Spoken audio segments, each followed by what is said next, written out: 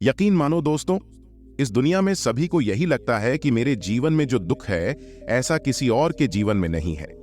आज की यह कहानी आपको बताएगी कि इस दुनिया के सबसे सुखी व्यक्ति आप ही हैं। सही कहा है किसी ने, जिसके जीवन में संतोष नहीं वह जिंदगी में कभी भी खुश नहीं रह सकता। उसको बेचैनी रहती है, उसको कितना भी दे दो उसका मन कभी भी खुश नहीं हो सकता। नमस्कार दोस्तों, डीप इंस्पायर्ड चैनल में आपका दिल से का स्वागत है। दोस्तों, आज की वीडियो बहुत ज्ञानवर्धक और शिक्षाप्रद होने वाली है। कृपया वीडियो में अंत तक जरूर बने रहे। तो चलिए बिना देरी के कहानी को शुरू करते हैं। दोस्तों, बहुत समय पहले की बात है। एक गांव में एक सुशीला नाम लड़की रहती थी। वह लड़की सुंदर नहीं थी और उसका कोई भी नहीं था। वह अकेले ही रहा करती थी। वह खुद ही मेहनत करती और अपने लिए 2 वक्त की रोटी का प्रबंध किया करती। यूं तो उसे 2 वक्त की रोटी मिल ही जाया करती थी, लेकिन फिर भी वह अपने आप से खुश नहीं थी। उसे दुनिया में सभी लोग सुखी नजर आते थे, सभी लोग खुशहाल नजर आते थे। दूसरों का जीवन देखकर वह खुद को कोसा करती, खुद को तरह तरह की बातें कहती। वह कहती थी, हे ईश्वर, आपने सभी को खुशहाल बनाया है, सभी को सुख दिया है, सभी को सुंदर बनाया है, तो मुझे क्यों नहीं? आखिर मैंने किया क्या था? आखिर मेरी गलती क्या थी? मैं जानती हूं आप मुझसे कोई बदला ले रहे हैं। इसी प्रकार एक दिन वह अपने आप से नाराज होकर, निराश होकर एक पेड़ के नीचे बैठी हुई थी और रो रही थी। तभी वहां से एक बौद्ध भिक्षु गुजर रहे थे। उन्होंने जब उस लड़की को रोते हुए देखा तो वह उसके पास गए और उन्होंने उस लड़की से कहा, पुत्री, क्या बात है? तुम क्यों रो रही हो? इसका जवाब देते हुए वह लड़की उन बौद्ध भिक्षु से कहती है, हे गुरु, मुझे कोई प्यार नहीं करता, मुझे कोई पसंद नहीं करता, क्योंकि मैं काली हूं, मैं सुंदर नहीं हूं और मेरे रंग को लेकर लोग मेरा मजाक बनाते हैं। मेरा कोई नहीं, मेरे पास तो धन भी नहीं है। इस दुनिया में हर कोई सुखी है, हर किसी के पास सब कुछ है, हर कोई अपना जीवन खुशहाली से जी रहा है, सभी के पास सब कुछ है, तो मेरे पास क्यों नहीं? आखिर मैंने क्या किया था? आखिर इसमें मेरा क्या कसूर है? क्या मुझे सुखी होने का हक नहीं? क्या मुझे अपना जीवन खुशहाली से जीने का हक नहीं? उन बौद्ध भिक्षु ने उस लड़की की सारी बातें ध्यानपूर्वक सुनी और उसके बाद वह उस लड़की से कहते हैं, पुत्री, अगर तुम मुझे उस व्यक्ति से मिलवा दो जो अपने जीवन में सुखी हो, तो मैं तुम्हें एक ऐसी चीज दूंगा जिससे तुम सुंदर और सुखी दोनों बन जाओगी। उन बौद्ध भिक्षु के मुख से यह सुनकर वह लड़की बहुत प्रसन्न हुई और तुरंत ही उन बौद्ध भिक्षु से कहती हैं, क्या सचमुच ऐसा हो सकता है? इस पर वह बौद्ध भिक्षु उस लड़की से कहते हैं, हाँ, यह अवश्य ही हो सकता है। तभी वह लड़की उन बौद्ध भिक्षु से कहती है, हे गुरुवर, यदि यह सचमुच संभव है तो मैं एक ऐसे आदमी को जानती हूं जो बहुत सुखी है। मैं उसे अभी लेकर आती हूं, आप मेरा यहीं पर इंतजार करना। इस पर वह बौद्ध भिक्षु उस लड़की से कहते हैं, जब तक तुम वापस नहीं लौटोगी मैं तुम्हारा यहीं पर इंतजार करूंगा। इतना कहकर वह लड़की वहां से भागी अपने मालिक के पास पहुंची, जो कि एक किसान था। उसने किसान से कहा, मालिक, आप मेरे साथ चलिए, मुझे एक बौद्ध भिक्षु मिले हैं जिन्हें मैं आपसे मिलवा चाहती हूं। उन्होंने कहा है कि अगर मैं किसी सुखी व्यक्ति को उनके पास ले जाऊंगी तो वह मुझे सुंदर और सुखी दोनों बना देंगे। उस लड़की की आवाज सुनकर वह किसान दुखी होकर उस लड़की से कहता है, मैं तुम्हें कहां से सुखी लगता हूं? इस पर वह लड़की उस किसान से कहती है, मालिक, आपके पास तो सब कुछ है, आपके पास तो घर है, अच्छा खाने के लिए है, रहने के लिए अच्छा मकान है, आपका अपना परिवार है, और तो और आपके पास धन भी है, तो आप दुखी कैसे हो सकते हो? इस पर वह किसान जवाब देते हुए कहता है, अरे मूर्ख, मेरी फसल अच्छी नहीं हो रही, इसलिए उसके दाम भी अच्छे नहीं मिल रहे, और राजा को लगान भी देनी है। मेरे पास तो अब इतने पैसे भी नहीं है कि मैं फिर से अच्छे किस्म के बीज खरीद सकूं, और इस बार बरसात में मेरी सारी की सारी फसल भी खराब हो गई थी। अब तो मेरे हालात और अधिक खराब हो चुके हैं, और ऐसे हालातों में मैं सुखी कैसे रह सकता हूं? जाओ किसी और को ढूंढ लो जो सचमुच में सुखी हो। इस पर वह लड़की अपने मालिक से कहती है, मालिक, तो आप ही बताइए, आपके हिसाब से कौन सबसे ज्यादा सुखी है जिसे मैं अपने साथ ले जा सकूं? इस पर वह किसान कुछ देर विचार कर उस लड़की से कहता है, मुझे लगता है कि व्यापारी बहुत सुखी है। उन्हें ना तो फसल उगाने की चिंता है और ना ही फसलों की देख रेख करने की। उन्हें तो बस फसल खरीदनी होती है और वह उसे कहीं से भी खरीद सकते हैं। और तो और वे अन्य चीजों का भी व्यापार करते हैं जिनका मौसम से कोई लेना देना नहीं होता, और वे लोग हमसे कहीं ज्यादा अधिक धन भी कमाते हैं। लोग उनका आदर सम्मान भी करते हैं। मुझे तो लगता है कि वही सबसे सुखी है। तुम उन्हीं के पास जाओ। वह लड़की अपने मालिक की बात सुनकर वहां से भागी भागी एक व्यापारी के पास जा पहुंची और उस व्यापारी से कहती है, मालिक, आप मेरे साथ चलिए। मुझे एक भिक्षु मिले हैं जिन्हें मैं आपसे मिलवा चाहती हूँ। उन्होंने कहा है कि किसी ऐसे सुखी व्यक्ति को ले आओ जो सचमुच सुखी हो, और उसके बाद वह मुझे एक ऐसी चीज देंगे जिससे मैं सुंदर और सुखी दोनों हो जाऊंगी। उस लड़की की बात सुनकर वह व्यापारी दुख भरे शब्दों में उस लड़की से कहता है, अरे हमारे जीवन में कहाँ सुख है? चारों ओर से तो हमें दुख ने ही घेर रखा है। चोर लुटेरे, हमें सबका ध्यान रखना पड़ता है। व्यापार में अभी बहुत घाटा भी चल रहा है, और तो और राजा हमसे अतिरिक्त कर्ज भी वसूल रहे हैं, जिससे व्यापार करने में बहुत दिक्कत आने लगी है। हमें सुरक्षा भी नहीं मिल पा रही। जीवन पर हमेशा कोई ना कोई संकट मंडराता ही रहता है। मुझे तो ऐसा लगता है कि मुझसे दुखी इस दुनिया में और कोई नहीं।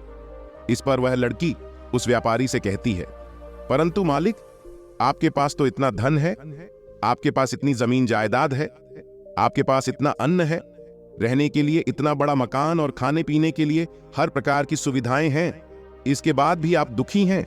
यह बहुत अजीब सी बात है। मुझे तो लगता था कि आप बहुत सुखी होंगे। खैर, कोई बात नहीं। कृपया करके मुझे कोई ऐसा व्यक्ति बताइए जो आपके हिसाब से बहुत सुखी हो, जिसे मैं उन बौद्ध भिक्षु के पास ले जा सकूं। इस पर वह व्यापारी कुछ देर सोच विचार कर उस लड़की से कहता है, मुझे लगता है कि राज्य के अधिकारी बहुत सुखी हैं। वह सीधा राजा से संबंध रखते हैं। उनके पास अधिकार है और वह धनवान भी है।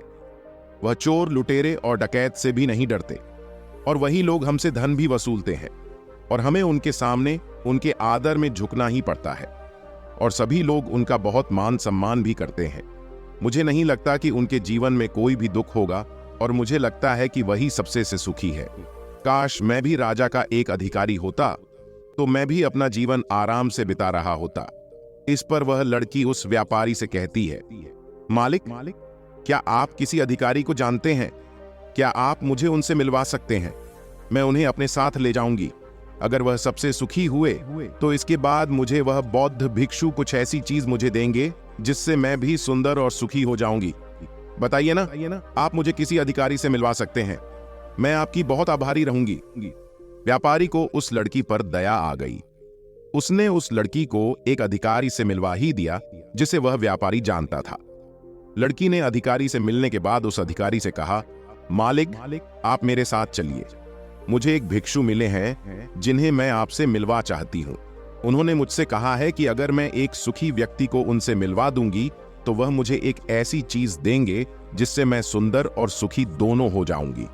इस पर वह अधिकारी उस लड़की से कहता है, तुम्हें किसने कह दिया कि मैं सुखी हूं? अरे मेरे जैसा दुखी व्यक्ति तो इस दुनिया में और कोई नहीं होगा। तुम्हें नहीं पता, लेकिन हम पर कितना दबाव होता है, हमारे ऊपर कितनी जिम्मेदारियां होती हैं। हमें हर एक आदेश को पूरा करना होता है, और वह आदेश भी इतनी आसानी से पूरे नहीं होते। उनके लिए हमें कितनी मुश्किलें उठानी पड़ती हैं, कितनी दिक्कतों का सामना करना पड़ता है। राज कुछ भी आदेश पारित कर देते हैं और उसे हमें लागू करना पड़ता है।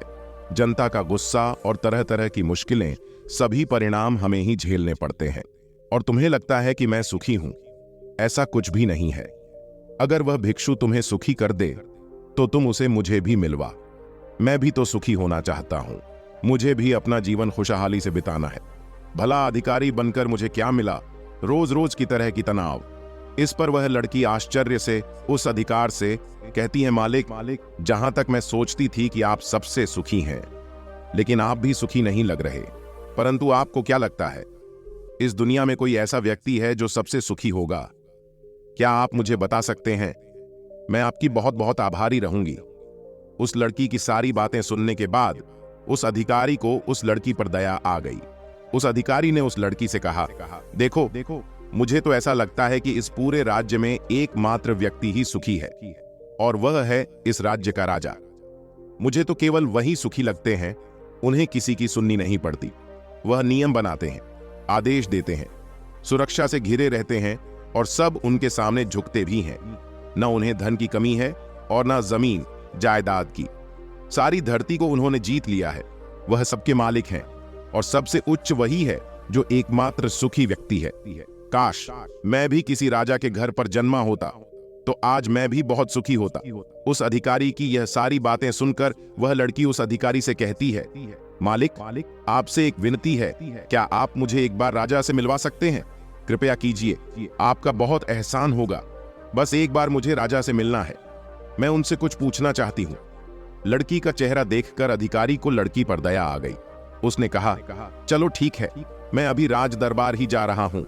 एक काम करो, तुम भी मेरे साथ ही चलो और वहां पर राजा से पूछना है, वह पूछ लेना। इतना कहकर वह अधिकारी उस लड़की को राज दरबार ले गया। राज दरबार में पहुंचने के बाद अधिकारी की विनती करने पर राजा उस लड़की की बात सुनने के लिए तैयार हो गए और उस लड़की को राज दरबार में बुलाया गया। राजा ने उस लड़की से कहा, बेटी, तुम अपनी बात निडर होकर कहो। तुम्हें क्या कहना है? तुम मुझसे क्या पूछने आई हो? इस पर वह लड़की थोड़ा घबराते हुए, थोड़ा डरते हुए राजा से कहती है, हे राजन, मैं एक संपूर्ण सुखी व्यक्ति को ढूंढ रही हूं। मुझे एक भिक्षु मिले हैं और उन्होंने मुझसे कहा है कि यदि तुम कोई ऐसा सुखी व्यक्ति मुझसे मिलवा दो तो मैं तुम्हें एक ऐसी चीज दूंगा जिससे तुम सुंदर और सुखी दोनों हो जाओगी। काफी लोगों से मिलने के बाद मुझे यह पता चला कि आप ही हैं जो इस दुनिया में एकमात्र सुखी व्यक्ति है। तो क्या आप मेरे साथ उस भिक्षु से मिलने चलेंगे? आपका बड़ा एहसान होगा। राजा उस लड़की की बात ध्यानपूर्वक सुनता है और उसके बाद जोर जोर से हंसने लगता है और उस लड़की से कहता है, अच्छा, सबकी तरह तुम्हें भी लगता है कि मैं इस दुनिया का सबसे सुखी व्यक्ति हूं, लेकिन यदि कोई मुझसे पूछे कि इस दुनिया में सबसे दुखी व्यक्ति कौन है तो वह मैं ही हूं। मेरे पास नींद नहीं है, मेरे पास आराम नहीं है, मैं आराम से सो नहीं पाता। अंगरक्षक हमेशा मेरे आसपास रहते हैं, उनके बिना मैं अकेले कहीं जा भी नहीं सकता। जरा सी आहट होती है तो नींद टूट जाती है। डर हमेशा लगा रहता है क्योंकि मेरे दुश्मन मेरे घर में ही रहते हैं, जिनका मुझे पता तक नहीं कौन कब और कहां से मुझ पर वार कर दे। कोई नहीं कह सकता। यहां पर बैठे सभी लोग मेरे दुश्मन ही तो हैं, वे सभी मेरे शत्रु हैं। यहां पर बैठा हर एक व्यक्ति मेरे राज्य दरबार का ही है, किंतु मुझे सब पर शक करना पड़ता है। हर एक मुझे भारी मालूम पड़ती है। इतने बड़े राज्य की जिम्मेदारी उठाना इतना आसान नहीं। तुम्हें लगता होगा कि राजा के पास तो सभी ऐशो आराम है, धन है, दौलत है, जमीन जायदाद है, उनके पास किसी चीज की कोई कमी नहीं है और इस हिसाब से तो उन्हें सुखी होना ही चाहिए। किंतु मैं तुम्हें बता दूं कि यह सब सुख नहीं देते। इस पर वह लड़की राजा से कहती है, हे राजन, क्षमा कीजिएगा, परंतु यदि सुख धन दौलत नहीं देती, जमीन जायदाद नहीं देती, ऐशो आराम नहीं देता तो क्या हुआ? कम से कम सुंदरता तो सुख देती है। इस पर वह राजा एक बार फिर मुस्कुराते हुए उस लड़की से कहता है, पुत्री, सुंदरता जो मैंने देखी है, जो लोग शक्ल से सुंदर होते हैं उनके मन सुंदर नहीं होते। वे लोग तो एक मुखौटा लगाए घूमते रहते हैं। वे दूसरों को दिखाते हैं कि मैं कितना सुंदर हूं, लेकिन समय सबकी सुंदरता छीन लेता है। एकमात्र सुंदरता मन में ही रहती है और जिसका मन सुंदर है वह हमेशा ही सुंदर रहता है। इस पर वह लड़की राजा से कहती है, हे राजन, तो आप ही बताइए कि आपके हिसाब से इस दुनिया में सबसे सुंदर और सुखी कौन है? इस पर वह राजा लड़की से कहता है, मेरे हिसाब से तो एक गरीब व्यक्ति जो 2 वक्त की रोटी का प्रबंध कर सके, जो किसी तंत्र बिना, किसी बंदिशों के बिना किसी भी दिशा में घूम सके, उसे कुछ भी छिन जाने का डर ना हो, कुछ भी लूट जाने का खौफ ना हो, जिसे रात को अच्छी नींद आती हो। मुझसे पूछोगे तो सबसे ज्यादा सुखी वही होगा और इस हिसाब से मैं तुम्हें देखता हूं कि तुम सबसे सुखी हो। तुम्हारे पास नींद है, अच्छा मन है, चारों दिशाएं हैं और कोई डर नहीं, कोई साजिश नहीं, कोई षड्यंत्र नहीं, बस जीवन है, खुला जीवन। मेरे हिसाब से तुम ही सबसे सुखी हो। राजा की यह सारी बातें सुनकर एक पल के लिए वह लड़की सोच में पड़ गई और तभी उसे इस बात का एहसास भी हो गया। वाकई में वह एकमात्र सुखी है, वही सुंदर है और अब वह जो थी, जैसी भी थी, उसे खुद के होने पर गर्व होने लगा। पूरे दिन यहां वहां भटकते हुए आखिरकार थक हार कर संपूर्ण सुख लिए वह चेहरे पर मुस्कान लाई। प्रकृति से बातें करते हुए वह उन बौद्ध भिक्षु के पास वापस लौटी और उसने उन बौद्ध भिक्षु से कहा, हे गुरुवर, मैं यहां से गई थी तो मुझे लग रहा था कि मैं ही सबसे दुखी हूं और मैं ही सबसे बदसूरत हूं। लेकिन यहां से जाने के बाद जैसे जैसे मैं लोगों से मिलती गई, मुझे यह एहसास होने लगा कि इस दुनिया में सबसे सुखी व्यक्ति तो मैं ही हूं। हाँ, यह बात और है, मैं किसी सुखी व्यक्ति को आपके पास ला ना सकी, क्योंकि मुझे लगता था कि मुझे छोड़कर सब सुखी है। लेकिन बात तो कुछ उल्टी ही हो गई। यहां तो मुझे छोड़कर सभी दुखी हैं। सभी को किसी ना किसी चीज का डर है, कुछ ना कुछ खो जाने का डर है, कुछ ना पाने का डर, खुलकर ना जी पाने का डर। इस हिसाब से तो मेरे पास सब कुछ है। मैं खुशी से झूम सकती हूँ, गा सकती हूँ, जहां मन करे वहां जा सकती हूँ, और 2 वक्त की रोटी का इंतजाम करने के लिए मेरे पास यह हाथ और पैर भी है। मुझे किसी चीज का कोई गम नहीं। मेरे पास ऐसा कुछ नहीं जिसके खोने का डर मुझे सताए। इस पर वह बौद्ध भिक्षु उस लड़की से कहते हैं, पुत्री, आखिरकार तुम्हें वह सुंदरता और सुख मिल ही गया।